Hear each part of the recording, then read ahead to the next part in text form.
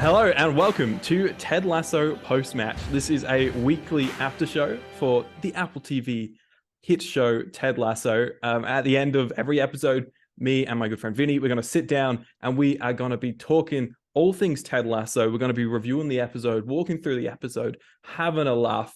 And at the end, we're going to crown the most valuable player, the MVP of the episode. And so that should be a lot of fun.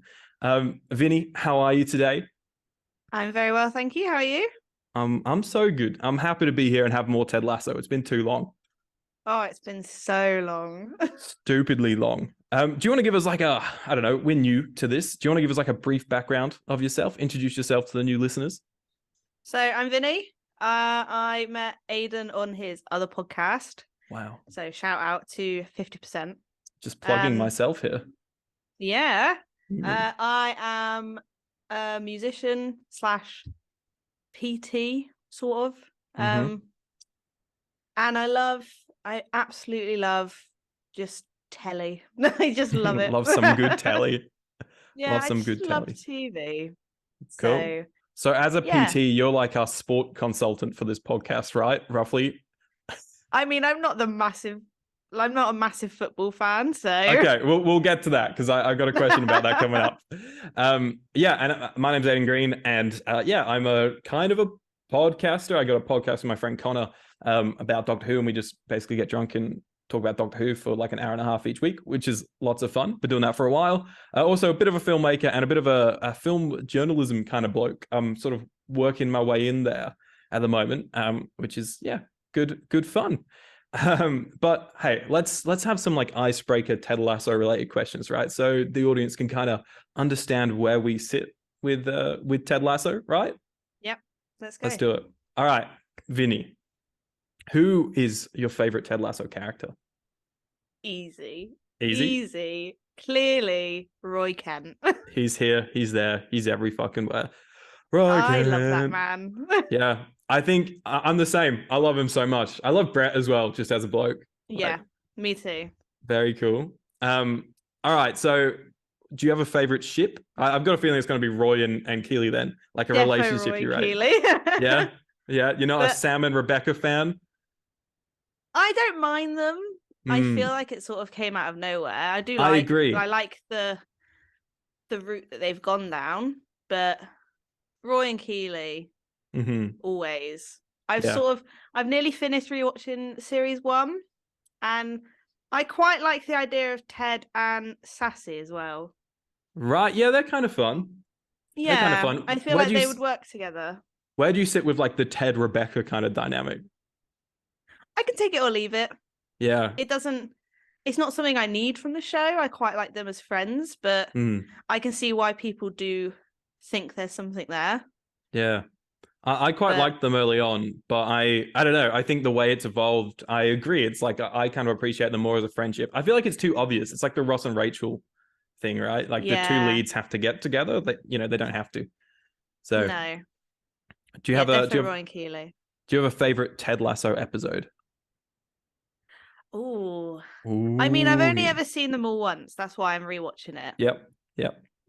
So Did one leave a bigger impact? Let me start that again.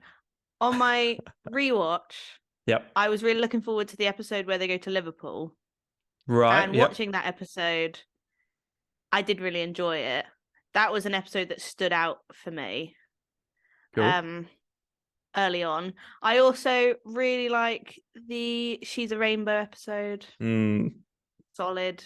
That's my number one. Episode. Yeah. I got into Ted Lasso whilst season 2 was halfway through airing. So I was sort of watching it pretty quick to get caught up. And I had 2 episodes left. And that was 4 and 5 of season 2. And 5, which is Rainbow, had like just come out. And it was a Saturday morning. I was super hungover. And I watched those 2 back to back. Episode 4 being the Christmas episode, which is like my second favorite. And I was like, I love this so much. And then I watched 5.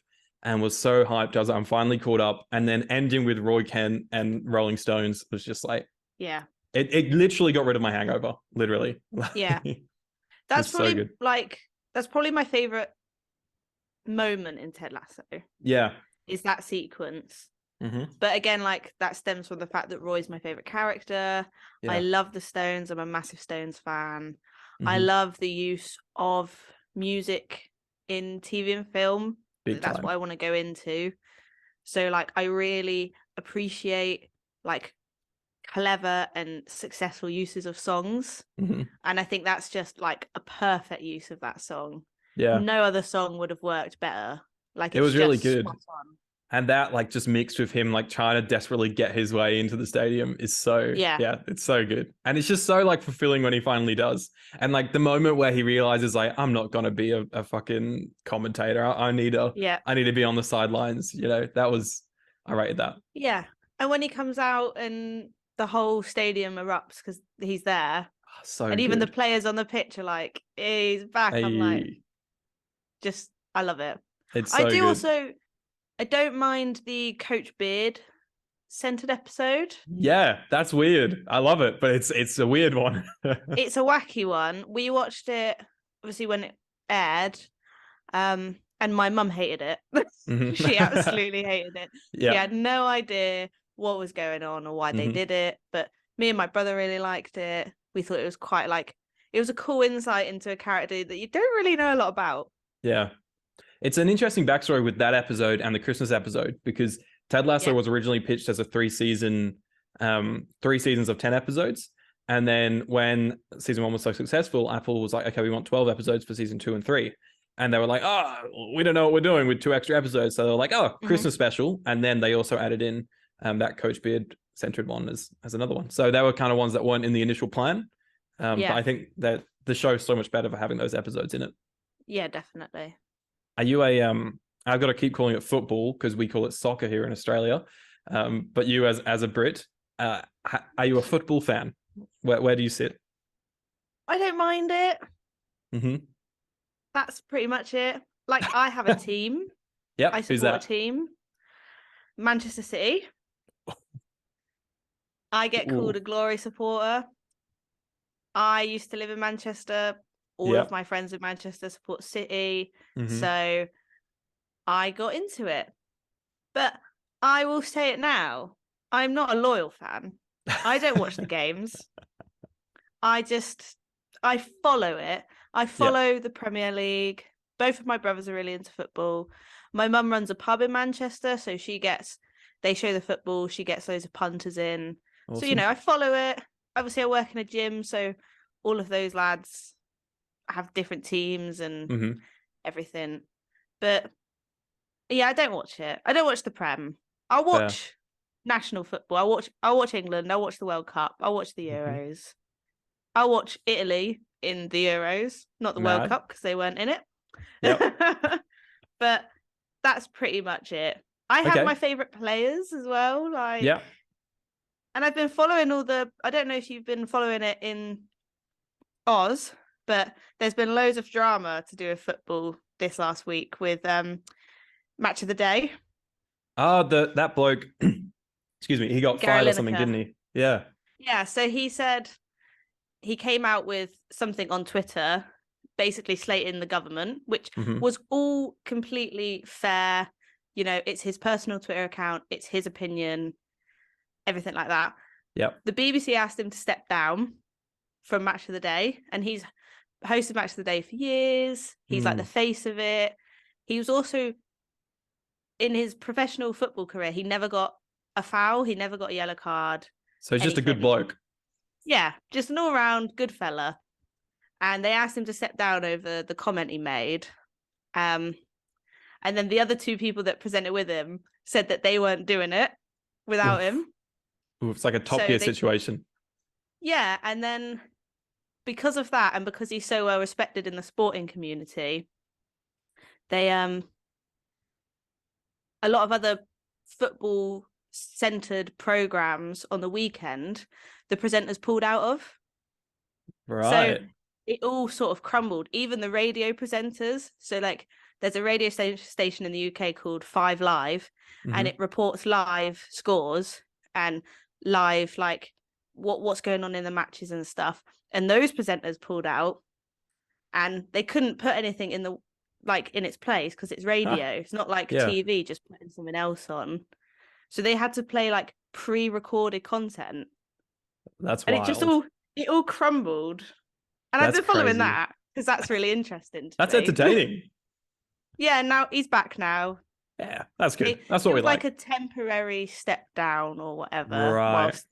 Whilst they were trying to figure stuff out, but right. Yeah, it definitely backfired.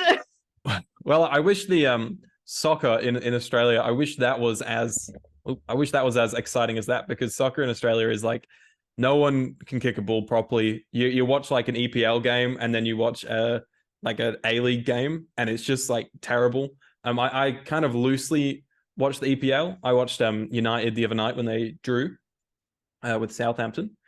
But because most of the games are on at like 3 a.m. in Australia, it's like so hard to continuously get in there with them. But I'm a big AFL fan, so that's our football, Australian Football League, and that's back tonight. Actually, the season starts, so very exciting. Do you have a team? Yeah, I'm a Fremantle Docker for Australia. I'll just pretend I've heard of them. Yeah, they're the Purple Army. They're actually the underdogs. They have never won a flag, but they got really far last season. So they got into the finals last season, and they've got a lot of upward trajectory going their way at the moment. So that's all really exciting. You should just watch like 5 minutes of an AFL game at some point. It looks ridiculous. Like it seriously is. I'm tempted. As someone that doesn't particularly like football. Honestly, like it's just like the ball bouncing anywhere, just boys throwing themselves at each other. Like it's insane. And then the goals are just like these three things. Like it's so weird, but it's funny to like see people's reaction to. Yeah, it's a wild one. Are you a football fan then? Am I a football fan? I like soccer football. Soccer, yeah. I loosely am. I'm trying to get into it. We've got in the A-League, we've got Perth Glory, which is our Perth team. But like I said, they're not great, so I don't really follow it. But then in the UK, my dad's a United supporter. So when you said City, I was like, oof. So I went to a United game when they came and did like their Australian tour late last year. And yeah, I've seen a couple of games here and there, and I'm trying to get into it more. So that's me. Don't support United. No, I'm kidding. I'm kidding. Everyone can support who they want. My dad will disown me. It's funny because in the city where I live in Australia, we've got two in the AFL. When I support Freo Dockers, my dad supports the other Perth team, which is the Eagles. So we have like rivalry there, which is good fun. But I'll stick with him for United, so he doesn't completely disown me. Yeah, as long as it's taken lightly, then it's fine. Yeah, there's we're not like screamers when we watch sport or anything. Okay, so shall we get on to season 3, episode 1 of Ted Lasso? Let's do it. Let's do it. Smells Like Mean Spirit is the episode. I wonder what that title could be based off of. I don't know. So, all right, the episode, it starts and Ted is dropping his son Henry off at the airport. And I think this like kind of sets up the vibe for the episode, right? You can see that Ted's starting to question, why is he in the UK, right? Yeah. Like his son is one kind of love is so far away. I don't know. How did you take that scene? Yeah, I sort of took it as like he is, I think, feeling a bit empty at the fact that his son's going. He does sort of look a bit lost. Very. And I think that gets highlighted at the end of the episode as well, not to skip forward, but like the fact that they, like with all the toys and everything, it's just when he walks past his flat as well at the end of the episode, he's not with it. His mind is elsewhere. He's kind of on cruise control, and I'll also come back to that later in the episode, but it definitely sets up those themes.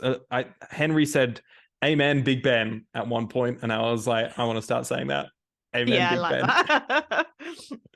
That. Okay, so Ted talks to I can't remember her name. The therapist. What's the therapist's name? I don't remember. I can't remember. I'm terrible. But yeah, they're having a chat there, and it's like cross-cutting with him going to work, and he says, "I've seen you in leaky diapers to a baby in a pram," and I was like, that also a good joke because Peaky Blinders, and it was a hat.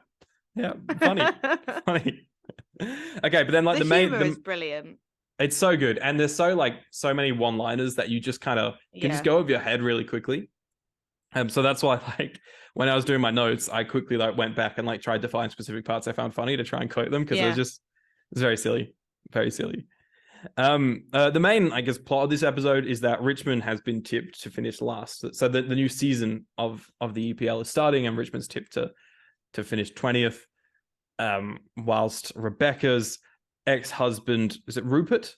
Rupert is tipped to finish in like the top 4, I think, or something like that. Third, yeah. And so that's causing a lot of drama. What did you think of that as a whole plot point and like that first scene? So I understand it. I understand it. You know, they've been promoted. They even say it in the episode, like, statistically, a match that gets promoted gets relegated the next season. Yeah. Whereas like West Ham are obviously a big team. They're more likely to do well than sort of the underdog, which the Greyhounds are. But I don't know. I have a prediction, but I don't know if we're going to do that yet. So let's do predictions at the end, shall we? Yeah. Banging. All right. I'm keen to see this Vinny prediction. So we sort of see like Rebecca's desperate for a win, which I think is going to be her flaw of the season. Like, she's like, I have to beat Rupert, and Higgins is like, nah, like you don't have to beat him. Yeah. I also just have a quote here from Higgins, which is yo, which, you know, when he just goes yo. Yeah. He's so silly. I love dude. Higgins. Anyways, yeah, we go to West Ham, and it's literally the Death Star. Like, the production design, the sets, they've literally made it the Death Star. I noted that down on my phone. It's so funny.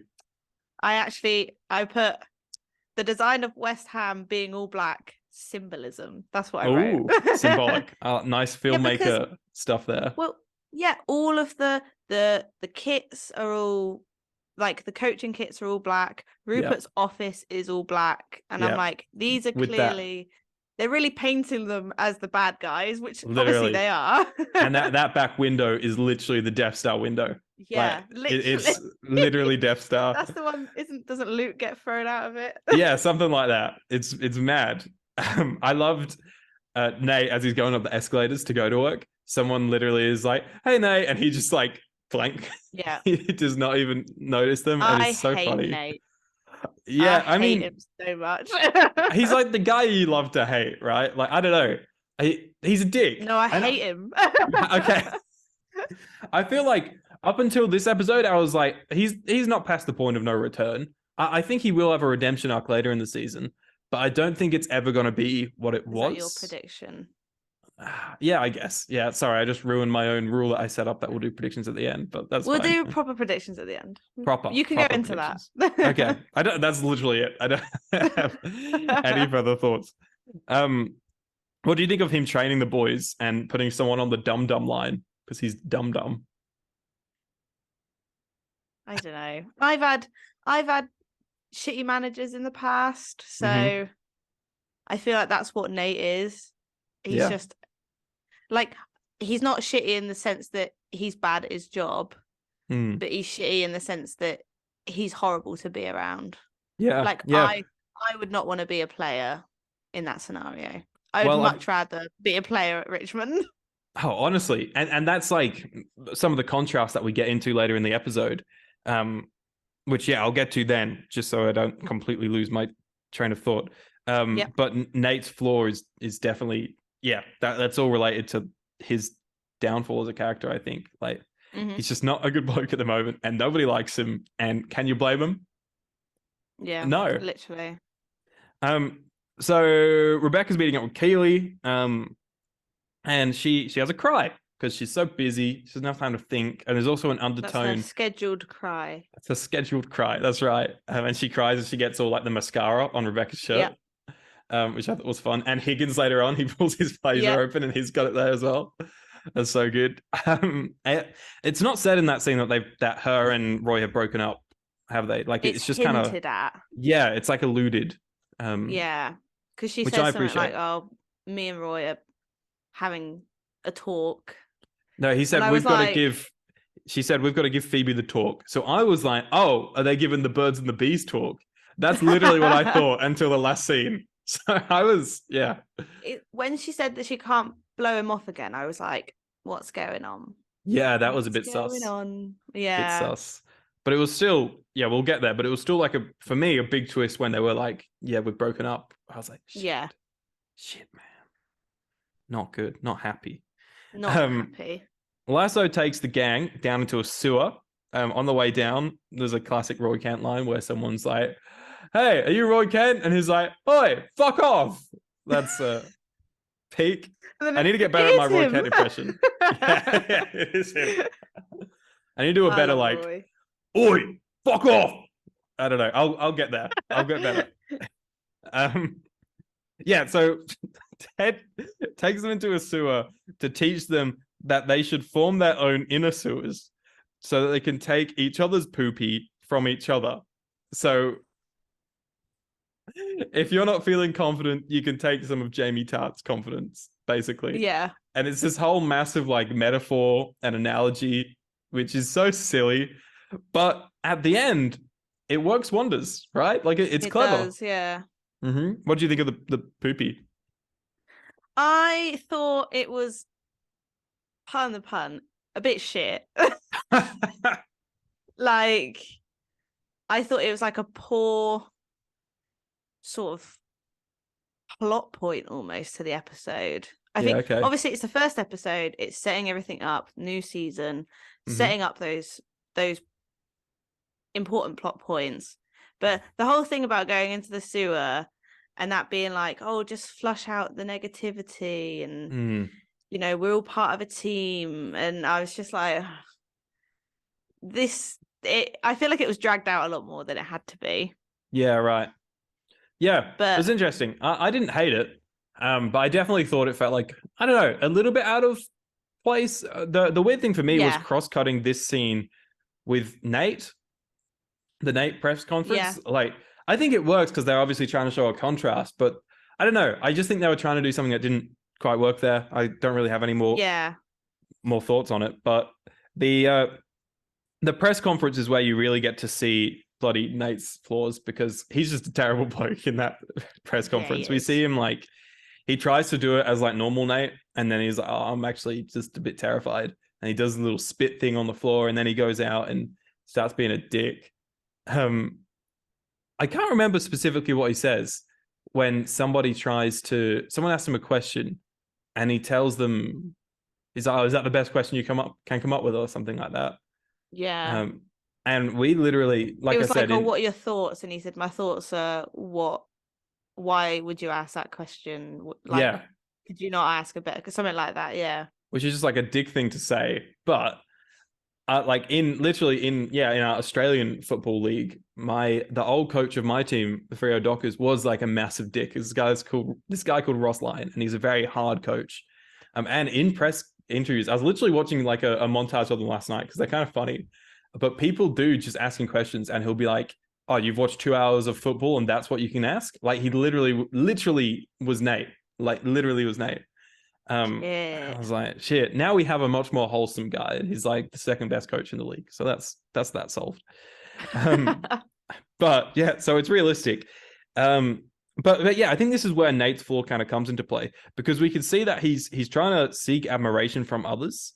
But he thinks that the only way for him to accomplish that is by being really great at his job and forcing everyone to show respect for him, which is a big contrast to Ted, which we sort of see in his press conference how laid back he is at the moment and how he's so self-aware that he starts to sort of win over the press because he's just being kind of just normal and pulling the piss. He's not like begging for people.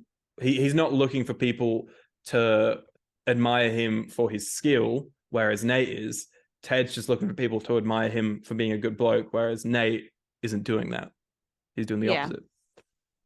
No, I did note down, like, it's later on in the episode, but even in the press conference, he's constantly looking at Rupert. Yeah. Seeking Rupert's approval. That's a good point. And then later, and then, like, it's, he looks at Rupert, he says something, and then he looks at Rupert again and sees that Rupert's happy, and then it makes him feel better. Yeah. And it makes him feel more confident. And it's even later on in the episode, not to skip ahead, but I do think it's sort of linked. Yeah. But like later on in the episode, when he gets a text from his mum and he's like, "Oh, your dad saw you. He didn't like that you swore." And then he gets really like pissed off and angry. Yeah. And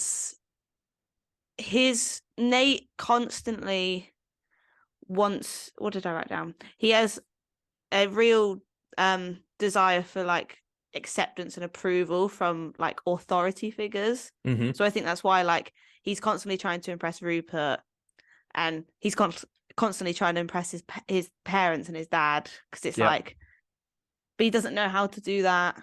Well, because he always goes about it the wrong way. I think he's always trying to be like, look how good I am. Like, look, I've literally got you the best seat in the restaurant. That's a plot point in season 2, right? And then in this, he's like, yeah, look how good I am at my job working for West Ham, and putting all these other people down. Whereas realistically, I'm sure his parents would be happier if he was just a good bloke. Yeah. Like when one of the reporters in the press conference say like, I think it's completely valid as well when they say 2 years ago you were kit man, and now you're head coach for West Ham, like, and they ask him about it and he says, I've worked for it. Yeah, he has. He was a kit man. He did well helping Ted out. He became a coach. Now he's head coach for West Ham. Like, fair enough. Good progression. Good on him. He's clearly good at what he does. And that's what Ted says in his press conference. When they want him to slate Nate, he's like, no, he's a good coach. He knows what he's doing. He is good at it. But even sort of Ted knows, and everyone else knows that Nate, although he's good at his job, he's not a good guy. He's not nice. Yeah. And I think that's going to be a recurring theme. Well, I feel like he could be nice, but he's not, because he doesn't understand what it means to be a good person. I feel like that could be where his act could end up going. Because do you think that Ted, in his press conference, and with the way he is in episode 1, do you think he's going about coaching the right way? I don't know. It's a tricky one. I don't know the ins and outs of football coaching. But I will say, like, a recurrent theme from Ted is that his coaching is out of the box and different. And, you know, like, rewatching series 1, Rebecca hired him because of that, because he doesn't really know how to coach football. Yeah. But what he does helps the team. He helps build a stronger team. You know, he's got Roy now as well. Roy knows the ins and outs of football. But like, Ted's almost like, I want to say like he's the puppet master. Like, he can, back in series 1, where he got Roy and Jamie to work out their differences. Yeah. Like, he knows what he's doing. He just goes about it in a different way. But it has like the effect that he wants it to have. Yeah. Like taking them down in the sewers. Yeah. And then they were all stressing. And then the voice of reason comes from Jamie Tart, who would have thought that would happen? He's had an excellent arc. Yeah, definitely. Yeah. I think because for me, I think Ted and Nate have, where one of them succeeds, the other one fails. So at the moment, Ted is being an excellent coach in terms of like making a great environment, a great like place for these boys to grow, team, making a great team, right? But at the moment, and what Rebecca was getting quite pissed off at, is like he doesn't have that spark. Like, he's not there at the moment to fight for a permanent spot in the EPL, you know? Whereas, you know, Nate's the opposite, where he's like, he's not got them human skills. He's not trying to build a nice atmosphere for his crew to work. He's there being like, he's got too much spark, where he's just like, you know, it's all about winning. If you can't win, you know, you're an idiot, get behind the dumb line. So I think it's gonna be, I guess we're towards the end of the episode, theories are coming out. I feel like they're gonna learn from each other. is where I think this is going to go, where Ted needs to learn a little bit from Nate, not too much, but needs to learn to have a spark, and Nate needs to learn to be nice. Yeah. And I think what they've done with Nate is interesting, because obviously back in series 1, he was the kit man. He was quite shy. He was very nice, let people walk all over him. And then the more power he's got, the more he's let it go to his head. Yeah. So I don't know what's going to happen, obviously, but my theory is that obviously Richmond are predicted to finish last. I think that they'll win. They'll come first on the table. Yeah. I think it's a big prediction. It is. It's the underdog story. I know. I feel like that is the good way to end it. But at the same time, being Ted Lasso, I won't be surprised if they go the other way and Richmond lose again. Yeah. I don't know. What I want is for Richmond to win the Prem. And then Ted to be Ted. Because Nate and Rupert will be pissed off and sad and everything like that. And Ted will just be like, you guys did really well. Yeah. He's not going to rub it in their faces. But that's what I want to happen. I feel like because they've focused a lot on the prediction of Richmond coming last, that they're not going to come last. I think they're definitely going to subvert expectations of that. I don't know if they're going to come first, is my only thing. One, I guess there's a certain realism thing of it, but two, there's an element of, I think they keep saying Ted can't quit. Rebecca's obsessed with winning is her flaw, and one of Ted's flaws is that he refuses to quit until he wins. And I think both of them need to learn not to do that, right? Because you can't always win. And sometimes you have to quit, or it's not quitting, you can still succeed. So I think it could be one of those things where maybe they get into a late final, or even if they get into the final, right, and the final's against West Ham, and then West Ham win, and I reckon then it would be a thing where Ted kind of turns around and he's like, you guys did a really good job, you earned that. And Nate and Robert are being yeah, we beat you, and he's like, yeah, you did, fair and square, good job, and shakes his hands. And then they're kind of what, do we need to be more like that? And then everyone's gonna be like, Ted, are you good to go for next season? He's gonna be like, you know what, I gave it my best, but I think I've done all I can. I don't know, it's kind of sad, but I don't know. Yeah, I want them to win. Yeah, it'd be nice to in real life. Has it? Someone gone from relegation to number one? Someone, not relegation, but it was a few years ago. Obviously, you've got the big teams that you think of in English football, but it was a few years ago. Leicester, just played a phenomenal season, and they won the Premier League, and they're completely the underdogs. And that Gary Lineker that I was talking about from Match of the Day, he used to play for Leicester, I'm pretty sure. And they're his team. And he said on Match of the Day, because they cover the football every week, he said that if Leicester won the Premier League that season, he'd present Match of the Day in his boxers. And he said that quite early on, and Leicester won. And he did it. Did he do it? Oh my God. That's great. That's awesome. That's a little underdog story. I think he wanted them to do it, but he was, I feel like he was almost so sure that they wouldn't do it, which is why he made that bet. And he said that he would do it. And that's a good story. I like that. Yeah. And they were an underdog team.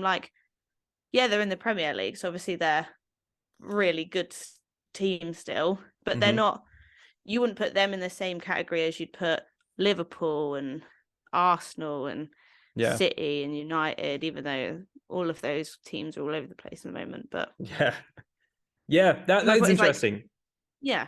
I can, that might win, and it's definitely if you want to go the way that normal TV shows and stuff would go, I think it would be them winning. But like you said, Ted Lasso being Ted Lasso, I got a feeling they're going to subvert things. Have a bit of heartbreak in there. I think it's going to be one of those things where they get close to the top, and and everyone's going to be like, that's good enough. Like Rebecca's going to take that as a win. It's an improvement. Maybe she loses to Rupert, but at the end she's like, that's okay. Is it Rupert or Robert? I don't even know. Rupert. Yeah, maybe she loses to Rupert, but they've come so far and she needs to learn to appreciate that. I don't know. Yeah. That's where I sit. And I think her and Ted will learn from each other in this season, because obviously, yeah, she's being very it's almost like she was in series 1, where she's very focused on what the press and what Rupert think. Yeah. And how she wants to get back at Rupert and everything.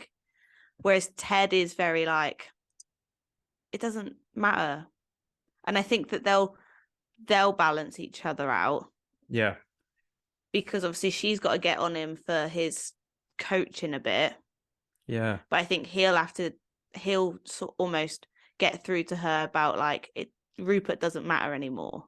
It's kind of similar to what I was saying about Ted and Nate. Like maybe instead of Ted learning from Nate, because Nate is probably going to be an enemy for most of the season. Maybe it is going to be Ted learning from Rebecca and vice versa. Like Ted gets a spark from Rebecca and Rebecca settles down a bit from Ted. Yeah. I think there'll be some sort of balance, whether it's with Rebecca or Nate. Yeah. Yeah. It'll be something like that. Look at us. Masterminds. We can refer back to this. We will. Yeah. You heard it here first. Finishing up, Roy and Keely, we kind of did the reveal that they broke up. And the niece, what's the niece called? Phoebe. She's kind of there like, this is dumb. But also she's like, everything ends. And I've kind of learned that. And so the reason that Roy and Keely broke up, is it because they're just so busy at the moment? Yeah, that's what they said. Yeah. Just that they don't have time. Do you think there's something more to it than that? Because they've always been pretty busy. Yeah, but Keely was always at the Richmond ground, wasn't she? Yeah. Whereas now she's not. Mm-hmm. Roy's now coaching more because Nate's not there as well. So I do sort of get it, but I'm with Phoebe and I agree that it's just stupid. Like it's a stupid reason. And I think it was hinted at in series 2 as well, when it was Phoebe's teacher, wasn't it? Roy had like a couple moments with her. He had like a bit of a crush on her subtly, didn't he? Yeah, and it was like, what's going on here? So I feel like it's a plot point, but I don't know if I feel it or if I want it, but I feel like they're going to get back together. They will, I reckon. They are 100%. Like I think it's one of those things where they're both going to have to learn to make time for each other, because you can see how stressed Keely is at the moment. I reckon there's going to be like a few episodes of her getting more and more busy and things getting more and more extreme to her, to the point where like she stuffs up. Like maybe like her company gets a terrible rep because she misses a really bad appointment or something like that. Like, and it all backfires, and then maybe Roy's there for her, and Roy's been through a similar thing at Richmond or something. And then they kind of get back together mid-season. I don't know if it's going to last the full season that they're broken up. I reckon they'll come together before the end. I hope so. Because I do think, and they work well together. They're such a good dynamic. And I think Keely, she softens the hard shell of Roy. And definitely. I think that's what we need. Yeah. And I do think that even if they do stay broken up, like she's had a lasting impact on him. But given that it's the last season, I think it would be silly for them not to end up together. Yeah. And I'm glad at the moment they're on good terms, because they're so good to watch when they're in like good moods, and they're so good to watch when they're having like dramatic moments together as well. But like I'm glad that it's not going to be them like hating each other for a whole season. Yeah. You know? That's I think nice, I think that because they're on good terms, they both seem pretty upset about it. Like, you know, when Phoebe's like, "Are you sure about it?" and Roy says no. Like, I think that shows it's probably that they've just not had enough time to actually talk about things and air things out. Yeah. That's it. They're sort of like going on a break or breaking up, because even they don't seem sure. Yeah. I think like Keeley thinks it's that they're going on a break and that maybe they can get back together, but yeah, I don't know. Like Roy's kind of in this place where he's like, nah, like if she doesn't have time for me, then I don't know. Yeah. It's weird. I'm definitely curious to see how they go as individuals moving forward, because they definitely both have taken a different approach to the breakup. I think their difference in answers as to what it is going to be kind of important as to where their characters are going. Curious. Henry makes it to Kansas, and he gives some like kind of words of wisdom to Ted, reminding him that he can still be friends with Nate. And he says something else as well at the end to do with like because Ted asks why did I move here or something, and I think Henry gives him some words of wisdom at the end or something. So that's kind of uplifting. And then all of a sudden we have Thanos' Infinity Gauntlet taking up the entire phone screen, which I thought was hilarious. Which then reveals that Ted's ex now has a new man friend, and so that's going to take a bit of a toll on Ted, I think. But that's where we end. I think so. But I do think that this is going to open Ted up to some sort of romance. We thought in series 2, because like Sassy is a therapist, isn't she? Is she? I can't remember. She's something like that. Yeah. And Ted says that he doesn't deal with therapists, don't like them. And then in all of series 2, he gets used to the therapist at Richmond.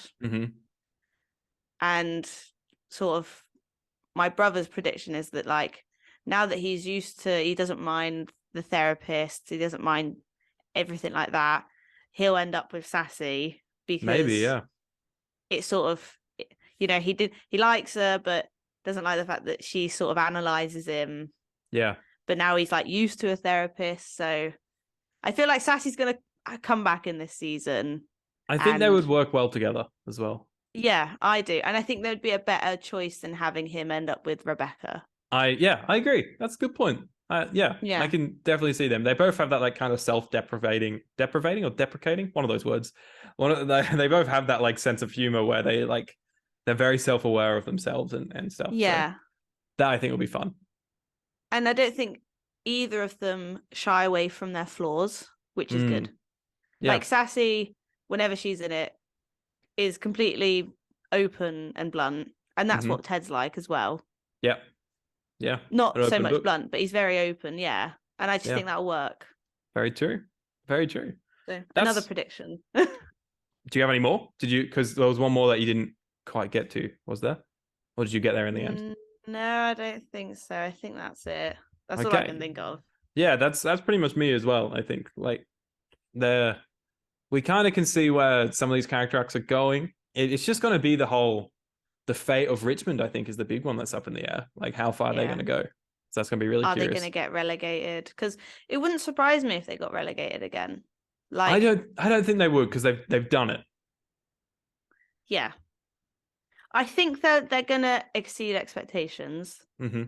But like we said, like this show goes in different directions. It does. And I love it for that. And I like the fact that I'm finding it difficult to predict. I have my own ideas, but whether they'll come to fruition or not is another story. That's to be seen. Time will tell. Yeah. Who is the most valuable player of the episode for you, Vinny? Who was like who stood out? Who did the most for the plot? What's going on?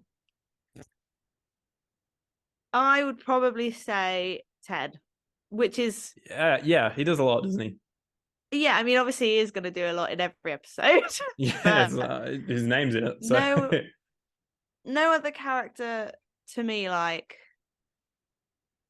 this was a very obviously like I said, like Ted's going to be a part of every single episode, but to me this is a very centered Ted episode. Yeah, whereas, he did a lot. Other episodes might focus more on Nate or more on Roy or more on Rebecca and stuff like that. Whereas this was very centered to Ted, and I think that the press conference bit in particular, that to me like sealed him as the MVP for this episode.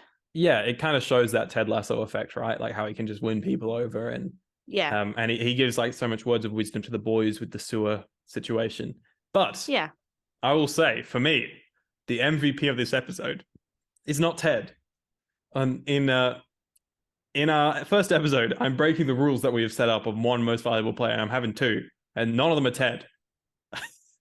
Right? I had another one, but I had to pick. Well, no, they're connected. No, these two are connected. All right, because it's so connected. And these two, Henry and Phoebe, the kids, they're the most valuable players. You want to know why? Because they're the only ones that spit truth. They're so kids. They're not like overthinking things. They're not like desperate for a win. You know, Phoebe's telling the blunt truth to like Keely and Roy. Like, this is dumb. You've made the wrong decision.